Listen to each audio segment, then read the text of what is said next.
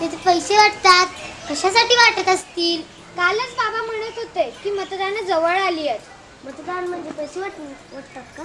तसे नाही रे, स्वतः निवडून येण्यासाठी लोकांना विकत घेतले जात असेल.